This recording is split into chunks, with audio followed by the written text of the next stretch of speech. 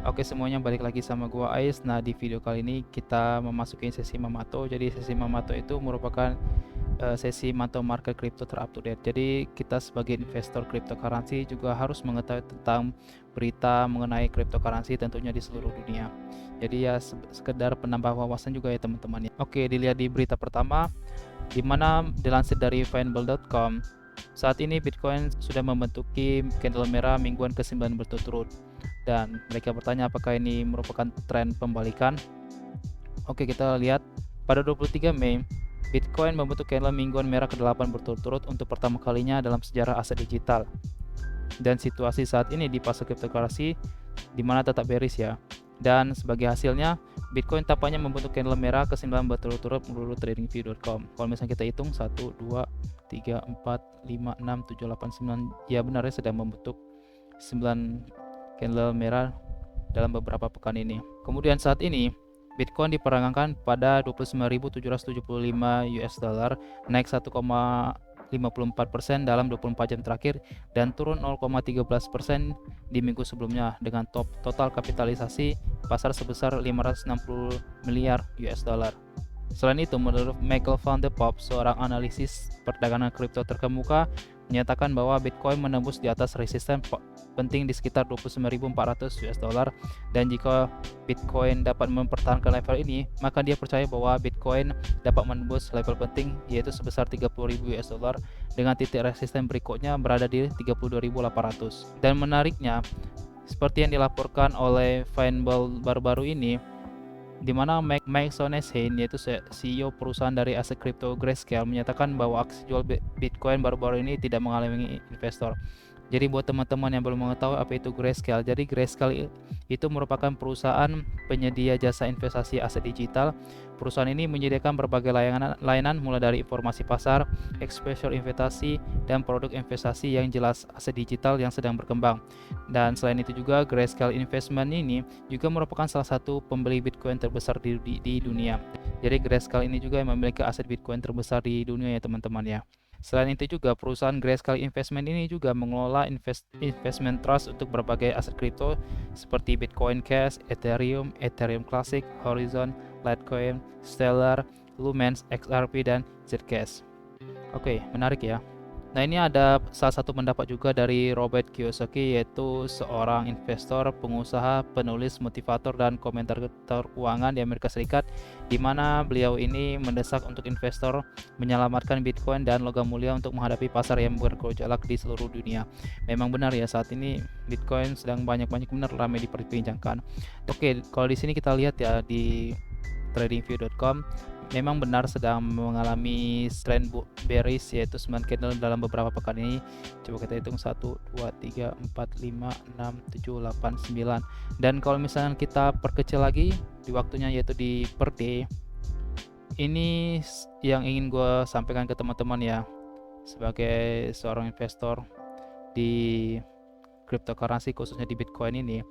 Saat ini menurut struktur market ini sendiri ya teman-teman ya, bahwa pasar di Bitcoin dalam beberapa hari ini di pekan ini itu sedang mengalami bearish, masih mengalami bearish, akan tetapi kita lihat bahwa ini semakin mengkerucut. Jadi untuk struktur marketnya seperti ini. Dan kalau misalkan kita melihat di struktur market saat ini, pasar di Bitcoin itu akan membentuk dua struktur market, yaitu descending triangle atau falling wedge. Nah, dimana kalau untuk descending triangle ini merupakan tren penerusan. Jadi tren penerusan kalau memang misalkan apabila harga sudah menembus di area support di sini, itu menandakan bahwa akan mengalami tren penerusan, yaitu penurunan yang cukup signifikan. Dan kalau misalkan struktur market falling wedge, yaitu struktur market reversal atau tren pembalikan, dan apabila harga Bitcoin itu menembus di area resisten ini, itu bisa menandakan bahwa akan mengalami tren pembalikan atau penaikan. Dan kalau misalkan menurut Van de Poppe itu sendiri ya, itu bisa menyentuh di angka 32.800 ini untuk area resisten berikutnya. Jadi ya teman-teman, sebagai para holder atau yang saat ini masih menahan Bitcoin, jadi perlu mengetahui hal ini juga ya teman-teman ya. Oke, selain itu juga kalau misalnya kita mau ngelihat dari indeks Fear and Greed, di mana saat ini di tanggal 26 Mei itu menunjukkan skor 12, Jadi memang skor ini merupakan level terendah sejak awal indeks hampir 2 tahun lalu. Indeks ini sekarang menunjukkan skor 12 yang menandakan sedang adanya ketakutan ekstrim atau extreme fear. Pengambilan skor indeks ini didasarkan dari volatilitas, market momentum atau volume, media sosial, dominasi pasar, tren terkini, dan survei, dan hasil semuanya itu dijumlahkan sehingga mendapatkan skor 12 untuk saat ini. Kemudian untuk kriteria skornya, kalau misalkan dari 0 sampai 24 itu kan extreme fear. Nah, kalau misalkan dari 25 sampai 49 itu menandakan fear. Kalau misalkan 50 itu menandakan netral, dan kalau misalkan skornya 51 sampai 74 itu menandakan great, serta kalau misalkan lebih dari 75 itu menandakan extreme great. Seperti itu teman-teman. Dan yang perlu teman-teman ketahui ya, ini bukan merupakan sinyal, ini merupakan pendapat pribadi dari gue sendiri. Jadi untuk teman-teman sendiri perlu melakukan riset tambahan, karena yang seperti teman-teman ketahui bahwa aset kripto itu memang sangat-sangat memiliki resiko yang sangat besar ya. Jadi ini bukan ajakan atau seruan buat teman-teman untuk membeli. Jadi ya keputusannya ada di tangan teman-teman semuanya, dan perlunya tambahan analisa dari teman-temannya. Oke, di berita kedua ini nggak kalah menarik karena ada pendapat dari kepala ahli Bloomberg seperti yang dilansir oleh You Today, di mana ada 3 faktor yang akan menguntungkan Bitcoin versus minyak mentah dalam dekade ini. Oke, isi dari berita kedua ini di mana menurut kepala strategi komoditas Bloomberg yaitu Mike McMullen melalui laman Twitternya membagikan pandangannya tentang harga minyak mentah versus Bitcoin, di mana harga Bitcoin dalam beberapa dekade ini mengalami peningkatan. McMullen percaya bahwa Bitcoin akan tetap naik tidak seperti minyak mentah karena ada 3 faktor. Yang pertama yaitu dari adopsi, penawaran, dan permintaan. Sejauh ini, dia menyatakan pergerakan pada grafik tidak menguntungkan untuk minyak mentah dan malah menguntungkan untuk mata uang kripto andalan yang juga dikenal sebagai emas digital atau Bitcoin. Dia menganggap ada kemungkinan besar bahwa itu akan tetap dengan cara yang sama. Dan kalau misalnya kita lihat di grafiknya ya memang benar ya. Dan saat ini kepemilikan Bitcoin telah berkembang secara luas baru-baru ini karena semakin banyak lembaga keuangan dan investor retail telah mengakuisisi BTC untuk bertaruh pada jangka waktu yang cukup panjang. Jadi kalau misalkan untuk jangka waktu panjang ya memang BTC maupun Ethereum yang kripto besar itu memang memiliki masa depan yang cukup bagus ya. Beda sama seperti koin-koin micin yang lainnya ya. Jadi teman-teman perlu pertimbangan lagi ya ke depannya seperti apa.